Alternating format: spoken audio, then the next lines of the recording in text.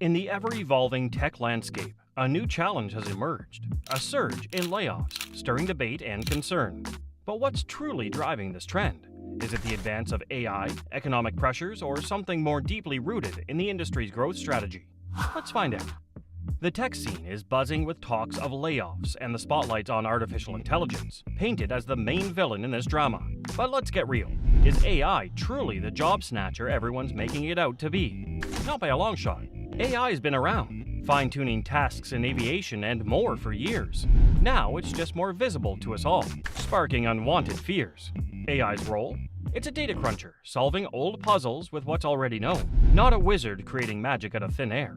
For the tech wizards working on cutting-edge projects or weaving complex code, AI's not even close to stepping into their shoes.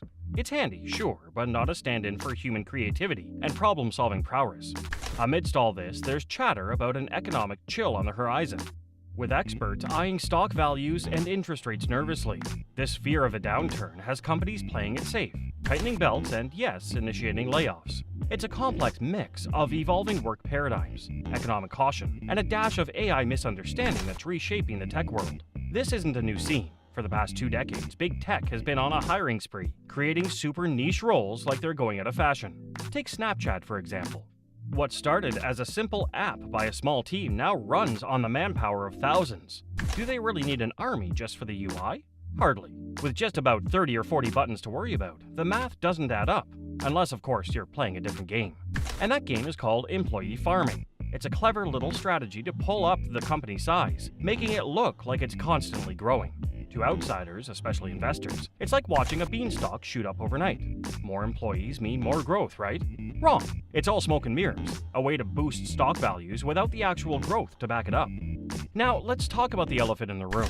Over-specialization. Gone are the days when being a jack of all trades in programming could get you through any tech company's door. Nowadays, it's all about being a master of one, like really one. As in, I'm the button guy kind of one. Elon Musk shaking up Twitter by cutting down 71% of its staff was a wake-up call for many. It showed that a leaner team could still keep the wheels turning, maybe even smoother than before. This move didn't just cut costs, it sparked a trend. Suddenly, every tech giant started seeing the value in trimming down, questioning if they really needed all those roles they've been hoarding. But why does this happen? Part of the blame falls on CEOs, who, frankly, could be doing a better job. Their approach often leans towards hiring more people for tasks that could be easily managed in-house, even for small-scale operations. Take a small company that, rather than leveraging its own team to handle social media, decides to outsource it, adding unnecessary bloat and expense.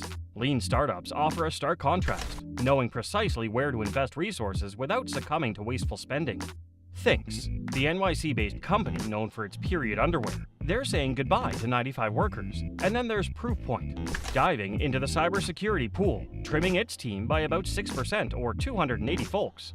That's not just a small tweak, it's a notable chunk of their global crew.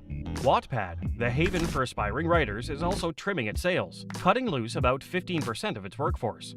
And Block, the parent of your go-to payment apps like Cash App and Square, is letting go of around 1,000 people. Now, that's a headline grabber. PayPal, the veteran in digital payments, is also in the mix, with rumors swirling about layoffs in the thousands. The details are still a bit fuzzy, but it sounds like big changes are afoot. Aurora Solar, shining bright in the solar software sky, had to dim its lights a bit by laying off 20% of its staff. iRobot, the brains behind your beloved Roomba, is navigating through some dust bunnies, laying off 350 people, a third of its team, following a fallout with Amazon. Salesforce, not to be outdone, is parting ways with 700 workers, about 1% of its workforce, still feeling the ripples from a bigger 10% cut last year. Flexport, the logistics wizard, is also trimming the fat by about 20% of its staff, marking another round of cuts under the watch of its returning CEO, Ryan Peterson. Microsoft, fresh from its big Activision Blizzard buy, is adjusting its gaming division staff by 1,900. Swiggy, the food delivery giant, is slicing about 400 jobs, 7% of its team, as it cooks up plans for an IPO. Sounds like they're trying to get their recipe just right. Aurora, the driver of autonomous vehicle tech, confirmed a smaller cut, about 3% of its workforce, steering through some adjustments. eBay, the online marketplace elder, is slimming down too, cutting about 9% of its workforce. They're also trimming some contract roles, tightening their belts for the months ahead. SAP, the software giant, is offering voluntary buyouts or job changes to 8,000 employees amid a big restructuring move. Brex, the business finance platform, decided to cut 20% of its staff, a total of 282 workers. Co-CEO Pedro Franceschi said it's all about long-term thinking, a move away from short-term gains. TikTok, not just your source of viral dances, but also a major player in sales and advertising, is trimming around 60 jobs across the US. Seems even the social media giants aren't immune to these winds of change. Vroom, the online car seller, is making a drastic turn, cutting 90% of its workforce as it shifts gears towards auto financing and AI-powered analytics. Riot Games, the masterminds behind League of Legends, are scaling down by 11%, focusing on fewer high-impact projects. Wayfair, your go-to for home decor online shopping, is saying farewell to 13% of its global team, aiming to streamline management layers. YouTube, the video platform behemoth, is restructuring its creator management and operations teams, affecting 100 employees. Google's not sitting this one out either, cutting hundreds from its ad sales team on top of earlier hardware team layoffs. And Sundar Pichai, Google's CEO, hinted at more cuts through the year. Pixar, the dream factory of animation, is facing a harsh reality, potentially cutting up to 20% of its workforce as Disney pulls back on studio output. Audible, your audiobook companion, is navigating an increasingly challenging landscape by laying off 5% of its workforce. Discord, the community and chat hub, is scaling back too, cutting 17% of its staff as it recalibrates after rapid growth. Instacart have decided to part ways with about 250 of their team members. They say it's all part of reshaping the company.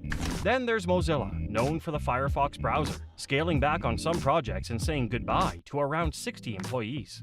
And Grammarly, your go-to for avoiding email typos, is also trimming down. They're letting go of 230 people, aiming to sharpen their focus on AI. Getaround, the car-sharing service, isn't staying behind either. They're cutting 30% of their team in North America.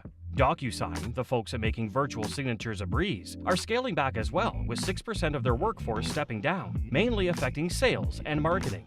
Polygon Labs, dipping their toes in blockchain, also had to make a tough call, laying off 60 employees, which is 19% of their crew.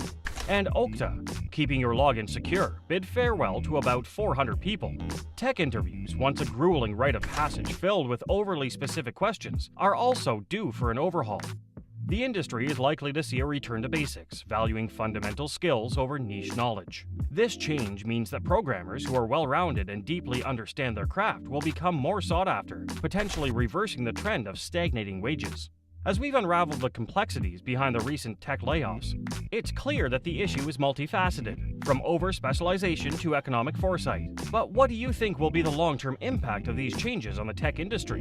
Share your thoughts in the comments below, and don't forget to like, share, and subscribe for more insights.